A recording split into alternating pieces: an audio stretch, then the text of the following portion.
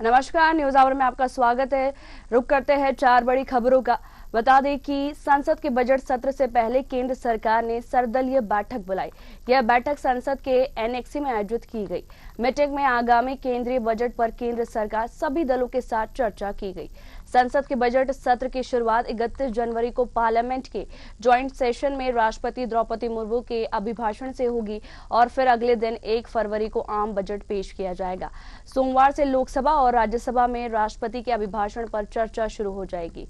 केंद्रीय संसदीय कार्य मंत्री किरेन रिजिजू ने विपक्षी नेताओं से अपील की कि वे संसद सत्र के दौरान सहयोग करें ताकि सदन में सुचारू रूप से चर्चा हो सके। बजट सत्र 2 चरणों में होगा। पहला चरण 31 जनवरी से 13 फरवरी तक चलेगा। इसमें 9 बैठकें होंगी। पीएम मोदी 6 फरवरी को राज्यसभा में बहस का जवाब दे सकते हैं। इसके बाद दोनों सदन 13 फरवरी तक स्थगित हो जाएंगे। सत्र का दूसरा चरण 10 मार्च को शुरू होगा, जो 4 अप्रैल 2025 तक चलेगा।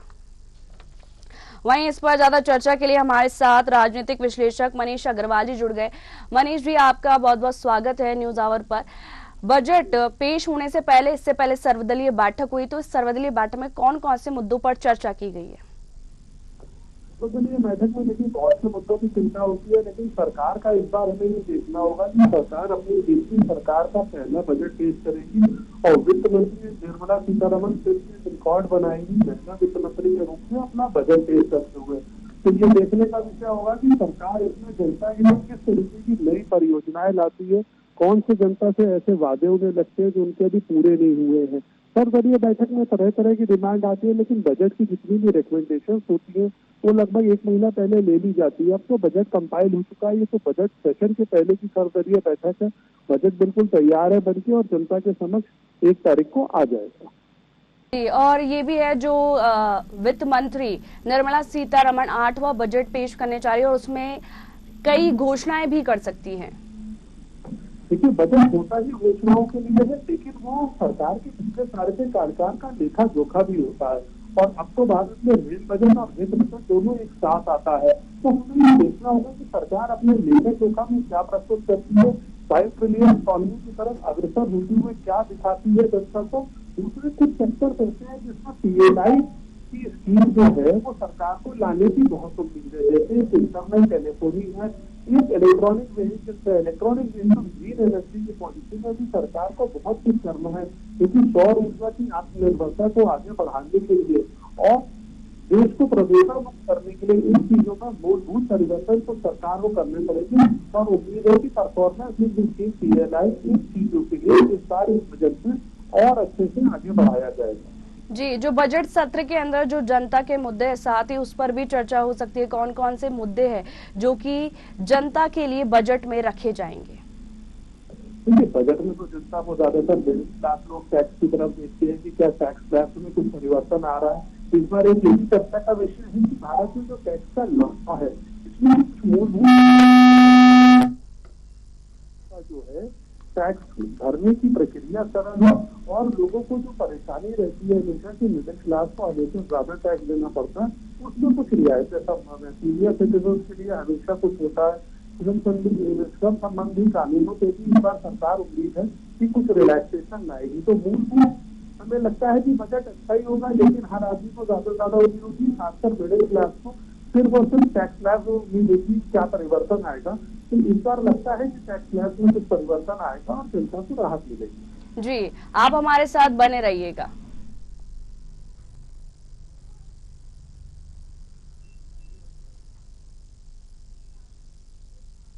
दिल्ली के पूर्व मुख्यमंत्री अरविंद केजरीवाल ने यमुना विवाद पर मुख्य चुनाव आयोग को लेकर गुरुवार को बड़ा बयान दिया है।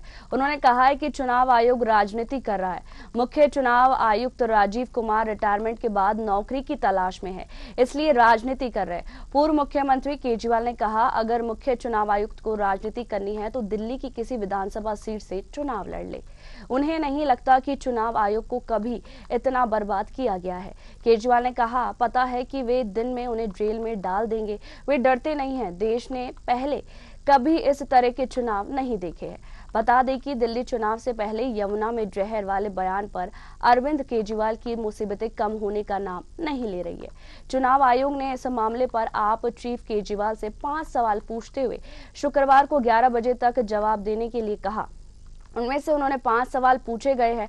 उनका पहला सवाल है कि हरियाणा सरकार ने यमुना नदी में किस प्रकार का जहर मिलाया, इस जहर की मात्रा, प्रकृति और इसे पहचानने के तरीके का क्या प्रमाण है, इससे नरसंहार हो सकता है, जहर कहां पाया गया था, दिल्ली जल बोर्ड के किन इंजीनियरों ने इसे कहा और कैसे पहचाना, इंजीनियरों ने जहरीले पानी को दिल्ली में प्रवेश करने से रोकने के लिए कौन सा तरीका अपनाया है। ईसीआई को मैं ये कहना चाहता हूं पूरे सम्मान के साथ, उनको दिल्ली के अंदर खुलेआम पैसे बट रहे हैं वो दिखाई नहीं दे रहा। उनको दिल्ली के अंदर रोज चादरें बट रही, अभी भी बट रही है, कल शाम को भी बटी चादरें, वो दिखाई नहीं देती। हमने बताया कि पैसे किसके घर में पड़े हैं वो दिखाई नहीं देता। ईसीआई राजनीति कर रहा है।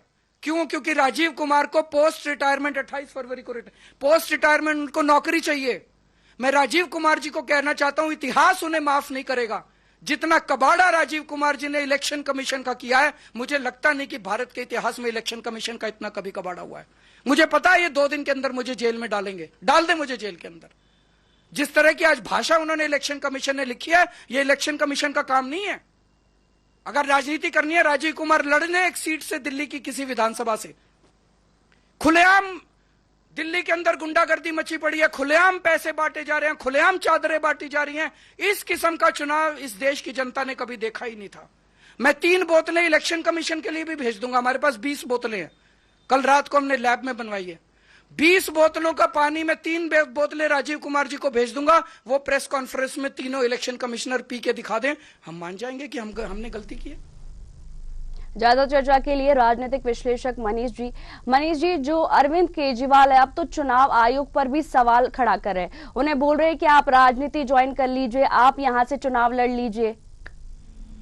केजरीवाल जी इस बार चुनाव लग रहा है, बिल्कुल हार चुके हैं। केजरीवाल जी को कुछ समझ में नहीं आ रहा है। दूसरे भी केजरीवाल जी ने दिल्ली का चुनाव कांग्रेस के साथ लड़ा था। कांग्रेस के इतिहास में ऐसा होता था कि इलेक्शन कमिश्नर को बाद में सरकार की बड़ी पोस्ट दी जाती थी। इसलिए हो सकता है उन्हें ऐसा लग रहा हो, क्योंकि वो कांग्रेस के साथ चुनाव लड़ चुके हैं, लेकिन उनके पास इन बातों का कोई जवाब नहीं है। जनता के लिए ये समझने का विषय है कि अगर वो इतना बड़ा आरोप लगा रहे किसी प्रदेश की सरकार पे, लेकिन यदि उस पानी की सप्लाई को नहीं धरना प्रदर्शन करा, क्या इसके लिए उन्होंने कहीं जाके किसी से ये बात कही? ये सब प्रेस कॉन्फ्रेंस में लगाए गए आरोप है, इसलिए ये झूठे प्रतीत होते हैं और उनकी हार जो है उनको अपने सामने दिख रही है। आज अगर आप देखिए तो चंडीगढ़ में मेयर के चुनाव का रिजल्ट आया है। कांग्रेस और आम आदमी पार्टी वहां साथ में लड़ रही है और बीजेपी का मेयर वहां जीता है और कांग्रेस का डिप्टी मेयर वहां जीता है। चंडीगढ़ में आप साथ में आज वोटिंग कर रहे हो, दिल्ली में आप एक दूसरे के विरोध में चुनाव लड़ रहे हो। आप जनता को क्या मैसेज देना चाहते हो? मुझे लगता है इस बार दिल्ली की जनता ने परिवर्तन का मन बना लिया है। जी मनीष जी, ये भी देखा गया है कि जब यमुना नदी में जो जहर का विवाद केजरीवाल भाजपा पे आरोप लगा रही है, साथ ही सीएम नायब सिंह सैनी ने भी पानी को पिया है और कहा है, सौरभ शर्मा जो आपके नेता है वो बोल रहे हैं कि 3 दिन आप इस पानी को पी लीजिए, आप हॉस्पिटल में ही भर्ती रहेंगे।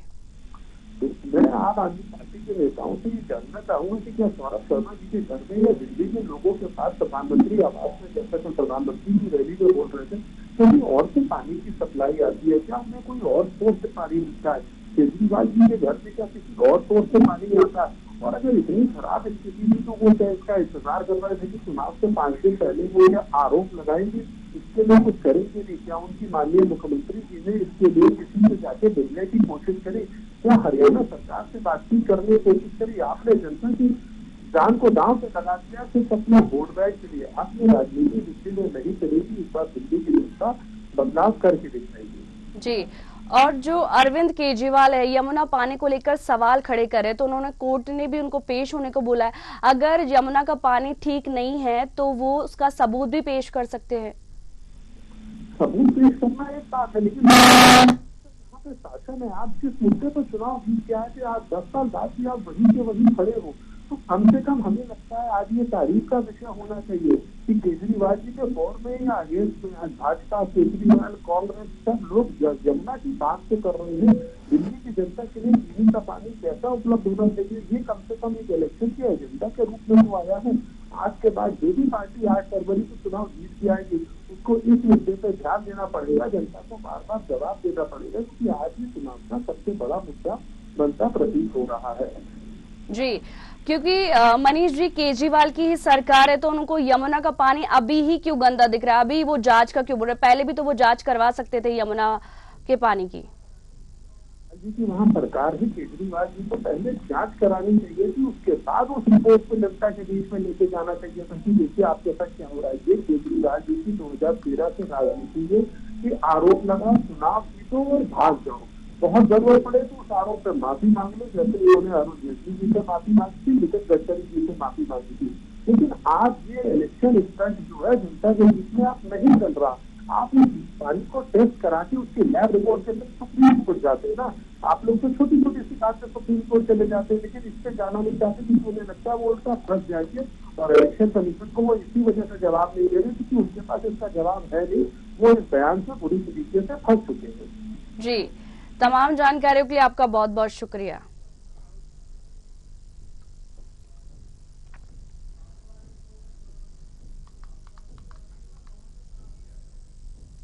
पन्ना में स्थित जेके सीमेंट प्लांट में गुरुवार सुबह बड़ा हादसा हो गया। प्लांट में निर्माणाधीन हिस्से में छत की स्लैब डाली जा रही थी, जहां सैकड़ों मजदूर काम कर रहे थे। इस दौरान अचानक गिर गई, जिसकी चपेट में कई मजदूर आ गए। पहले 2 मजदूरों की मौत की खबर थी, बाद में ये बढ़कर 5 हो गई। करीब 30 मजदूर घायल बताए जा रहे। एएसपी आरती सिंह ने बताया राहत बचाव कार्य किया जा रहा है। कई घायल मजदूरों को नजदीकी कटनी जिला अस्पताल रेफर किया गया है। वहीं हादसे में 3 घंटे बाद भी प्रशासन और प्रबंधन की तरफ से कोई अधिकृत जानकारी नहीं दी जा रही है। प्लांट का मेन गेट बंद कर दिया गया है। प्लांट के अंदर केवल प्रशासन और कर्मचारियों के साथ साथ एसडीआरएफ की टीम है। पन्ना एसपी साई कृष्ण एस थोटा ने बताया कि पुलिस और एसडीआरएफ की टीम राहत और बचाव कार्य में लगी है। अभी मरने वालों और घायलों की संख्या की पुष्टि नहीं हुई है। वहीं इस खबर पर ज्यादा चर्चा के लिए हमारे साथ शाहनगर से संवाददाता अमित कुमार जुड़ गए। अमित, जेके सीमेंट प्लांट में बड़ा हादसा हो गया है, क्या कुछ अपडेट है अभी की?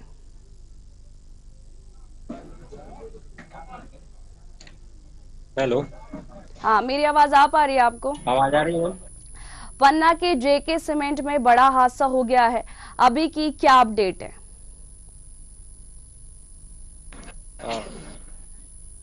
जी मैं हेलो जी, आपकी आवाज आ पा रही है।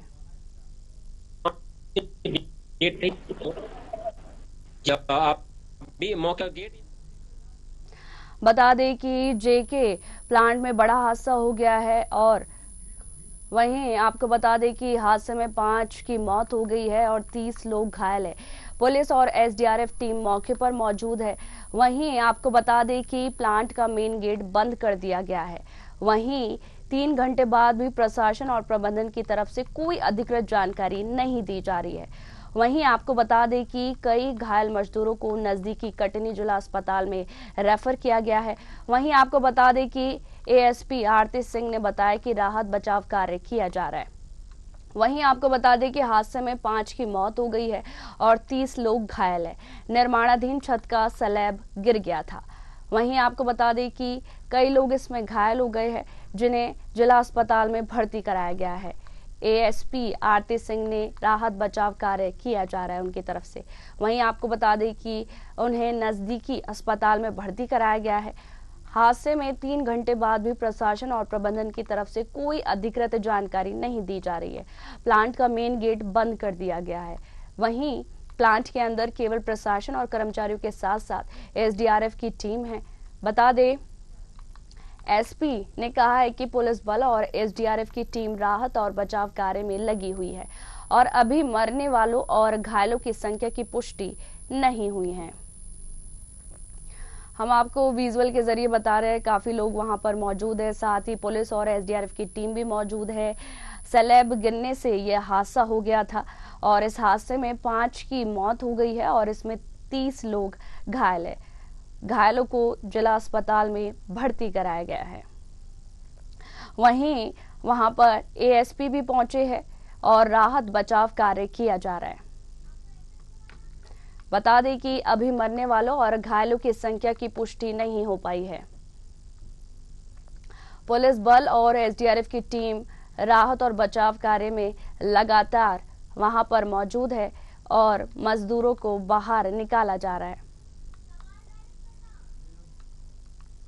वहीं इस पर ज्यादा जानकारी के लिए हमारे साथ शाहनगर से संवाददाता अमित कुमार जुड़ गए।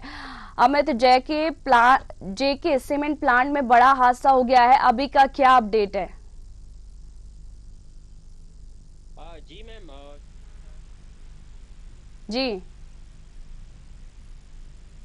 भीड़ बाहर लगी हुई है। गेट घटना के समय से ही बंद कर दिया गया था। बड़ी संख्या में पुलिस बल पूरे जिले का पर मौजूद है और एसडीआरएफ की टीम भी मौके पर तैनात है। अभी तक प्रशासन द्वारा में कोई भी इस संबंध में वक्तव्य नहीं जारी किया गया है।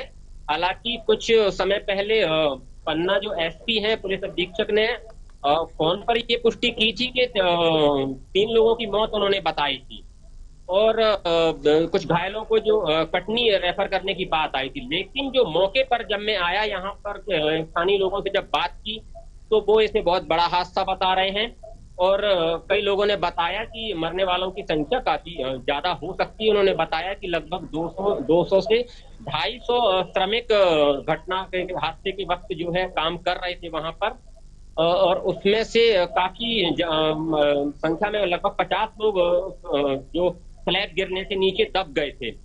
तो उनका मानना है कि काफी लोग मर गए हैं, काफी लोगों की डेथ का मामला है ये। लेकिन वो ये भी कह रहे हैं कि प्रशासन द्वारा किसी से कोई संपर्क नहीं करने दिया गया अब तक। और आपको बता दूं, ये जो हादसा है लगभग 9:30 से 10 बजे के बीच का बताया जा रहा है सुबह का जी। तो उसके बाद से अभी तक सारी चीजें और अभी लगभग 1 घंटे पहले यहाँ पर जो छतरपुर के डीआईजी हैं ललित साक्यवार जी, वो भी घटना स्थल पर आए हैं। वो फैक्ट्री के अंदर ही हैं और निरीक्षण कर रहे हैं पूरी घटना का। तो इन स्थितियों से अनुमान जो जिले का भी पूरा पुलिस बल मौके पर तैनात है, इससे अनुमान लगा सकते हैं कि ये काफी बड़ा हादसा है। लेकिन प्रशासन की तरफ से अभी तक कुछ स्पष्ट अपडेट नहीं आ पाया है। हालांकि इस मामले के बाद आपको बता दूं, जो यहाँ पर पहले से ही जो ये फैक्ट्री है जेके सीमेंट प्लांट में, अभी हाल ही में और भी कई हादसे दुर्घटनाएं हुई हैं यहाँ पर। अभी 1 महीने पहले के दौरान ही 2 मजदूरों की यहाँ पे डेथ हो गई थी।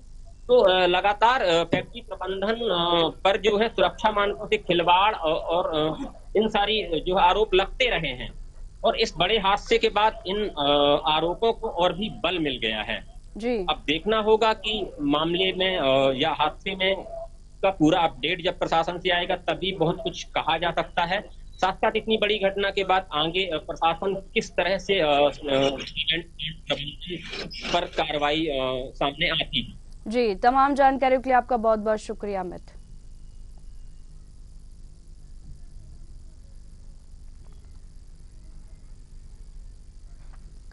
मध्य प्रदेश कांग्रेस अध्यक्ष जीतू पटवारी का वाहन हादसे का शिकार हो गया। उनके वाहन को पीछे से आ रहे एक ट्रक ने टक्कर मार दी। यह घटना सीहोर स्थित फंदा टोल लसड़िया परिहार के बीच हुई है। बताया जाता है कि हादसे में कोई घायल नहीं हुआ है। जीतू पटवारी दरअसल इंदौर से भोपाल पीसीसी में शहीद दिवस पर आयोजित कार्यक्रम में शामिल होने जा रहे थे। घटना सुबह लगभग 10:45 पर हुई। टक्कर इतनी जबरदस्त थी कि उनकी कार बुरी तरह क्षतिग्रस्त हो गई। गनीमत रही कि पटवारी को कोई गंभीर चोट नहीं आई और वे इस हादसे से बाल बाल बच गए। हादसे की तुरंत बाद इसकी सूचना जिले कांग्रेस कमेटी को दी गई। जिला कांग्रेस अध्यक्ष राजीव गुजराती ने घटना की पुष्टि की और बताया कि तुरंत घटनास्थल के लिए रवाना हो गए थे। स्थानीय पुलिस और प्रशासन को भी सूचित कर दिया गया है।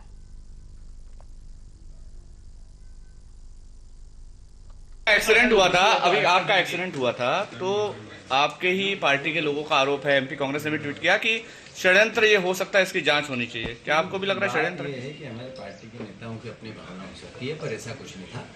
मैं पीछे गाड़ी खड़ी थी और चौराहे पे मतलब ट्रैफिक जाम था थोड़ा, तो पीछे से ट्रक आई और उसने ठोक दिया। नशे में था ड्राइवर तो हमने कुछ नहीं कहा, तो पुलिस को बुला के उनके सुपुर्द कर दिया। कोई षड्यंत्र नहीं था।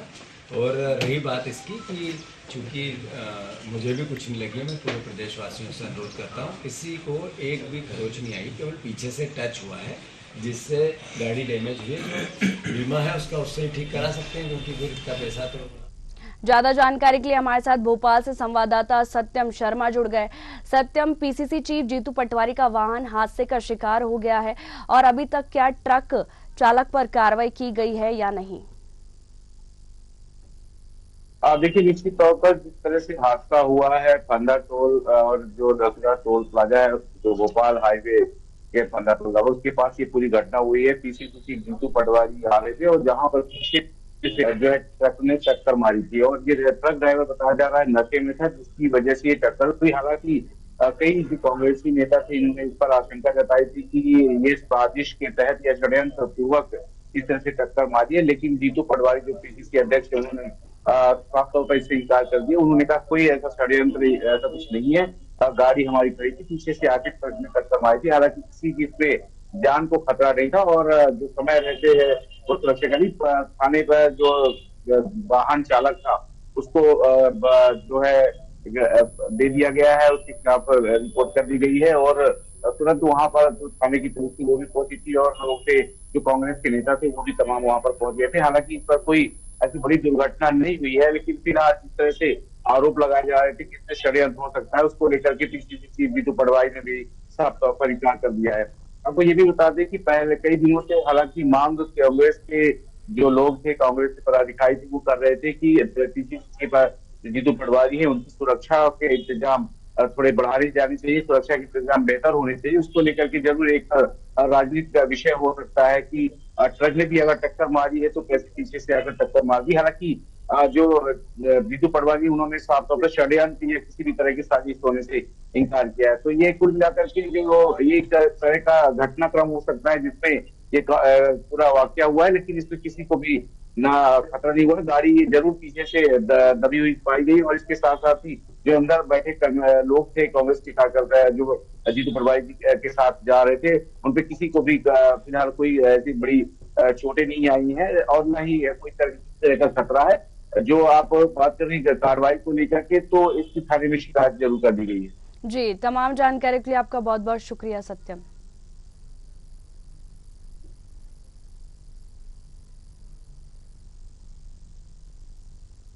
फिलहाल 4 बड़ी खबरों में इतना ही। बने रहिए न्यूज़ आवर के साथ। नमस्कार।